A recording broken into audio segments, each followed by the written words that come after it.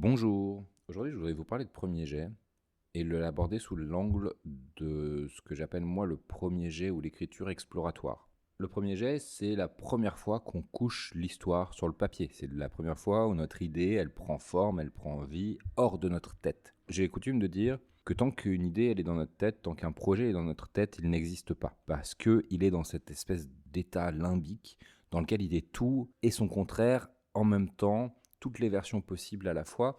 Et ça ne nous aide pas à raconter les histoires qu'on a envie de raconter.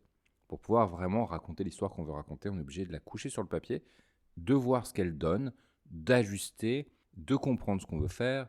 Et ça, c'est le rôle du premier jet que de nous amener à cet endroit-là. Une écriture exploratoire, ça veut dire que c'est une écriture qui à la fois a une direction, mais sans vraiment savoir quel chemin elle va emprunter pour y arriver.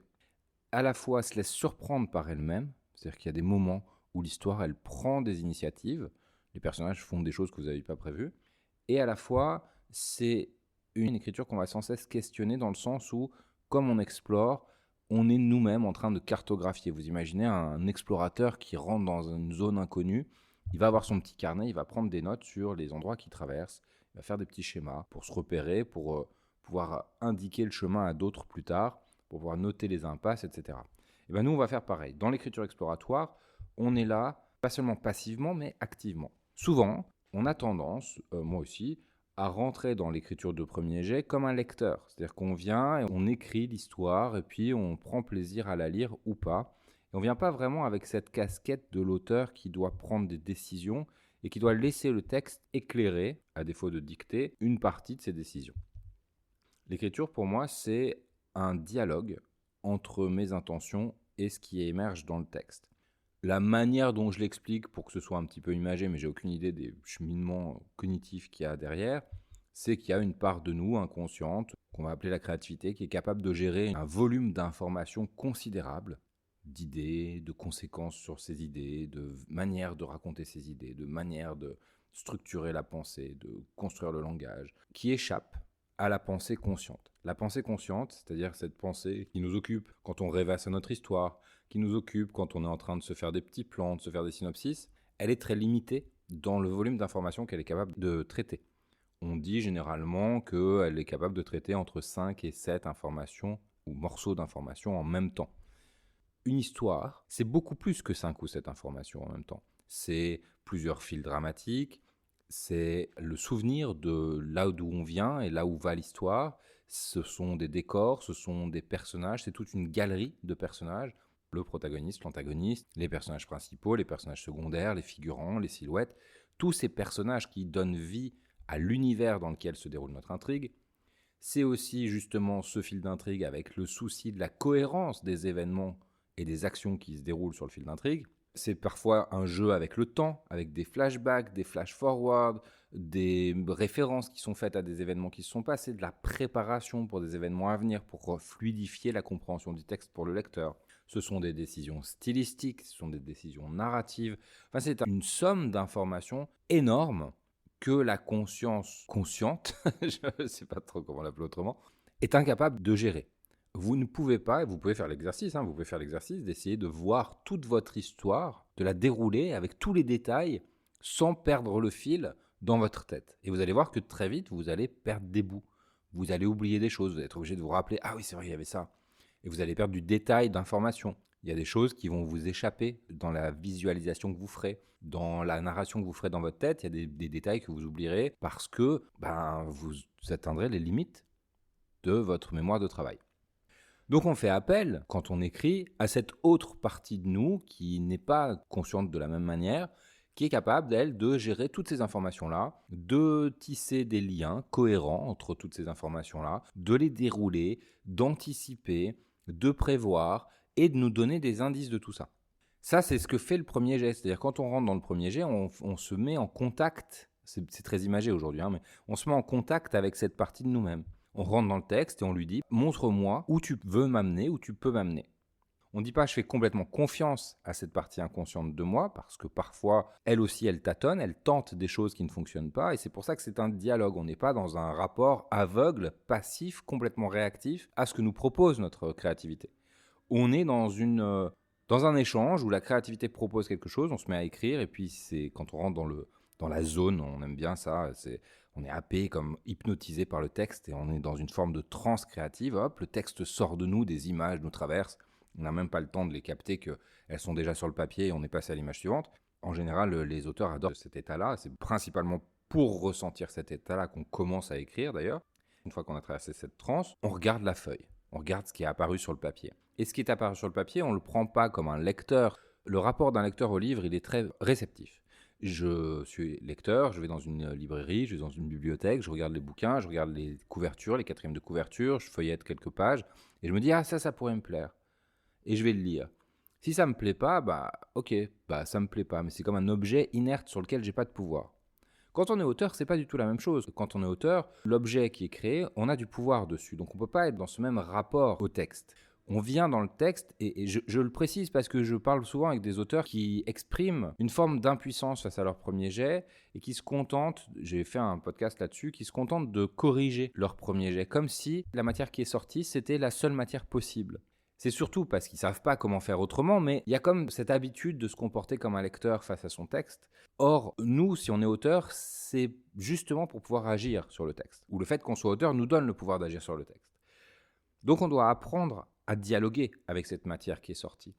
Dialoguer avec cette matière qui est sortie, ça veut dire remarquer les endroits où le texte se cherche, les endroits où la pensée est en train de se construire dans le texte. Et ça, il y en a plein. Souvent, on va voir à différents endroits clés du texte des répétitions.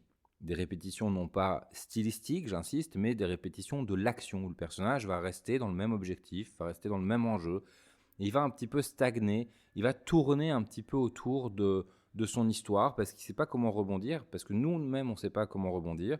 On a atteint comme une sorte de bout de route. J'imagine beaucoup que les histoires se construisent par, j'appelle ça des élans, par élans successifs. C'est-à-dire qu'on a une sorte d'impulsion dramatique, il y a une question à résoudre, avec un fil d'action qui découle de cette question à résoudre. On suit ce fil d'action et à un moment donné, on arrive au bout. Et là, il faut donner un nouvel élan, donc il faut un nouveau questionnement dramatique, il faut un nouveau fil d'action pour pouvoir aller plus loin dans l'histoire. Et à chaque fois qu'on va atteindre ces bouts de course, l'histoire va stagner. Donc soit nous, on va décrocher du texte, parce qu'on ne sait pas comment rebondir, on ne sait pas ce qui vient après, mais on ne sait pas non plus se poser nécessairement la bonne question, la question qui va nous permettre de relancer le texte. Moi, ça m'est arrivé pas plus tard que la semaine dernière.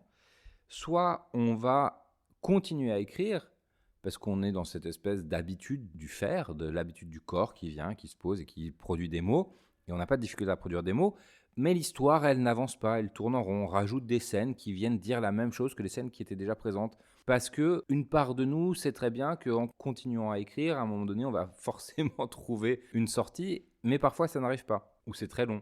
Donc on a plusieurs façons comme ça de réagir instinctivement à ces fins d'élan.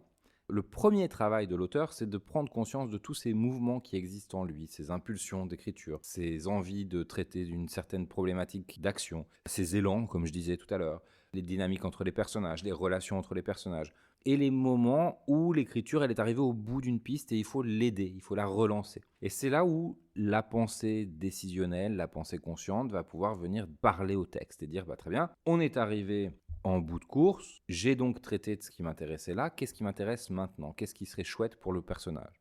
Ça, on peut le faire en se posant la question. La réponse ne va pas venir tout de suite. Il y a aussi cette croyance qu'il y a comme un déclic qui se fait à un moment donné, qu'on va poser une question et que la réponse va apparaître comme par magie. Souvent, c'est un travail un peu lent. Il y a un temps de maturation. C'est comme une graine qu'on plante et qu'on vient arroser tous les jours et pendant longtemps, il ne se passe rien.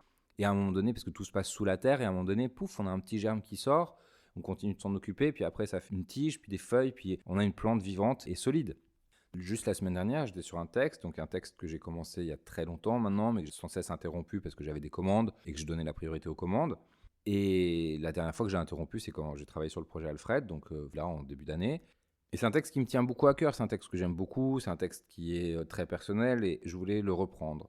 Et je sentais bien que j'étais empêtré, que ça tournait un petit peu en rond, que j'avais raconté ce que j'avais raconté sur l'endroit où en est le personnage, l'endroit où était arrivée l'intrigue. Et quand c'est comme ça, hop, je travaille sur d'autres projets parce que j'avais pas de solution visible.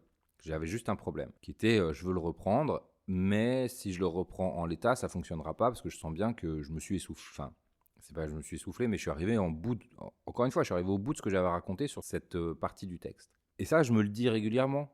Je reviens sur le texte, je regarde où j'en suis, je constate que ça n'avance pas, je constate que je ne sais pas comment le relancer, que si je me mets à écrire, je vais simplement écrire la même chose, mais sous une forme différente, ou faire durer un passage qui n'a pas besoin de durer plus, sinon il va devenir un peu long, un peu fastidieux, ça va donner un ventre mou, c'est dans l'histoire, c'est quand ça retombe, quand il y a trop d'élan, enfin il y a plus trop, je ne veux pas reprendre le terme d'élan, mais ouais, il y a plus trop de tonicité, je trouve que c'est pas mal. J'en étais là, et à force de me le dire, je pense, la graine, elle a été plantée, arrosée, arrosée, arrosée, et un soir, comme ça, la semaine dernière, sans raison particulière, j'étais en train de faire, je pense, un truc très banal comme la vaisselle, et pouf, j'ai une phrase qui est venue. La phrase en elle-même, elle m'intéresse pas. Ce qui m'intéresse, c'est que la phrase, elle relance l'histoire. Et elle me donne une solution. Je fais, ah, mais voilà ce qui se passe dans l'histoire. Voilà la prochaine étape. Et à partir de là, je pressens à ce moment-là qu'il y a une suite, il y a ce nouvel élan justement qui va me porter, cette nouvelle dynamique qui va pouvoir amener l'histoire sur un nouveau chapitre non pas formel mais métaphorique. Je ne sais pas où ça va m'amener, je n'ai pas trop de destination précise avec ce texte, mais je sais que c'est intéressant pour moi de suivre cette piste-là. Je m'y mets, je me mets à écrire, et effectivement, le texte coule tout seul. Et je reviens dans cette écriture exploratoire où le texte sort, m'amène à des endroits que je n'avais pas forcément anticipés, que je n'avais pas forcément calculés, et qui pourtant me paraissent intéressants à ce moment-là. Donc le premier jet, c'est ça, c'est ce dialogue, en fait, cette alternance entre des moments où on va réfléchir à où on en est avec le texte, où on veut aller avec le texte, et des moments où on va laisser émerger quelque chose, et ce moment charnière où on va pouvoir nous interroger nous-mêmes sur ce qui se passe dans le texte, interroger le texte sur ce qu'il veut nous dire, observer les endroits où le texte se cherche, où les idées se construisent, observer les endroits où les choses sont déjà en place, planter des graines. Et c'est intéressant de s'autoriser à avoir cette étape-là. Souvent, les auteurs, surtout les primo-auteurs, viennent dans le premier jet avec l'idée que ça doit être un texte abouti. Et donc, ils se mettent une pression énorme et ils tournent autour des phrases et ils essayent de travailler des choses de manière très fine. C'est le moment, au contraire, de s'autoriser à ce que ce soit pas beau, à ce que ça aille dans tous les sens, que les personnes narratives, donc première, troisième personne, changent, que la temporalité du texte change aussi, de s'autoriser à aller dans le passé, dans le présent, mais sans s'attacher à aucune de ces décisions-là. Ces mouvements naturels du texte, c'est des mouvements qui viennent construire l'histoire qu'on est en train de raconter et qui nous permettent de la découvrir. Et ensuite, une fois que ça s'est fait, on revient sur ce texte-là avec un regard structurant et on se pose la question des intentions qui ont émergé dans le texte, on se pose la question des intentions qui ont émergé en nous pendant l'écriture, qui se sont construites, qui ont mûri, qui donneront la direction à l'objet qu'on est en train de produire. C'est tout pour moi pour aujourd'hui. Je vous remercie d'avoir écouté. Ciao!